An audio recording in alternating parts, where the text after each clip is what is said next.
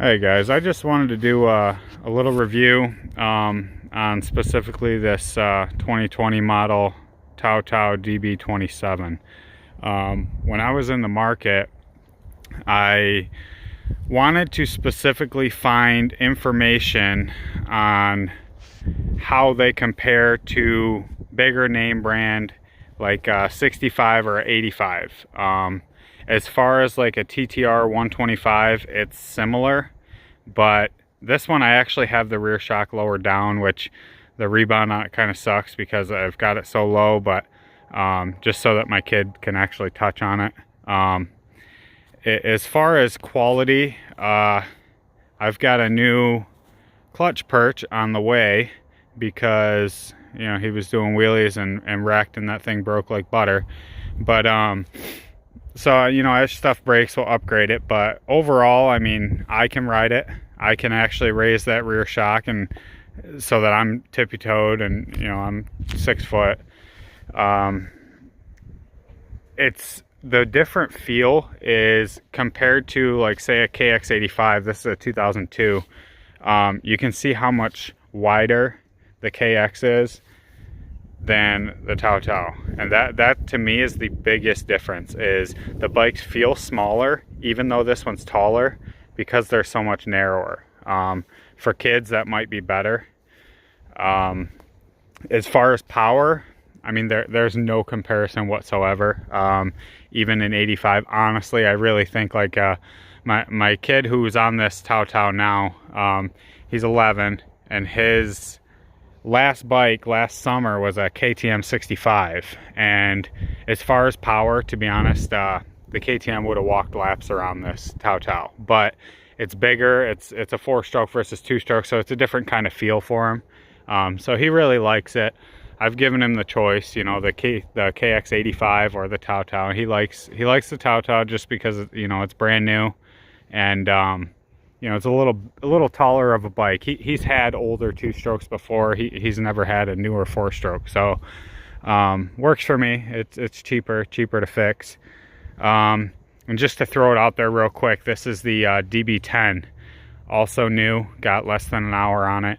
This one is more comparable to size-wise to a KTM 50.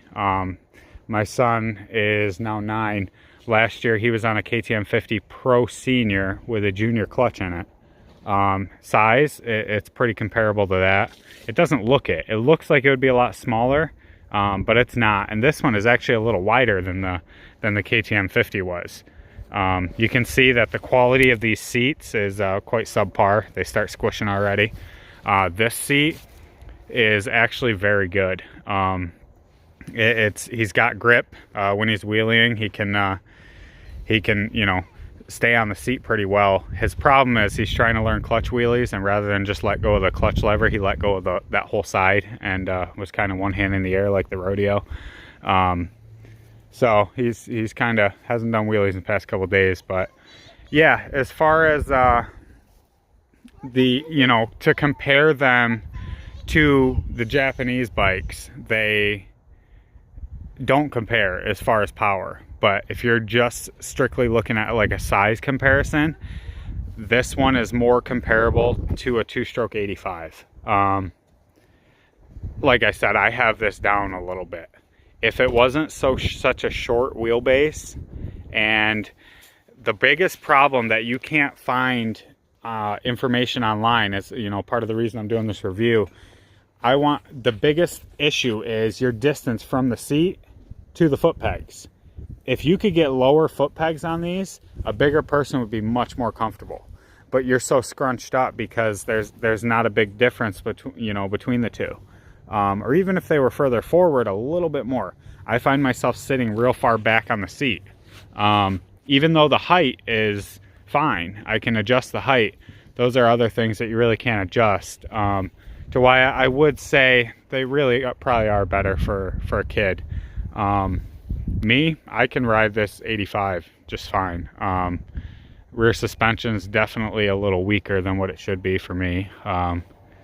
But yeah, so just a second, he's going to, just do a couple laps around the yard of on each bike, just to kind of give an idea of sound, because I'm sorry, everybody that does a review on these DB27 says, man, they sound amazing. I'm used to Japanese bikes, preferably, honestly, KTM or Yamaha. I don't have too many Kawasaki's, but I don't think they sound good whatsoever. But some people like them. I think aftermarket exhaust would do it some wonders. But now, just a second here.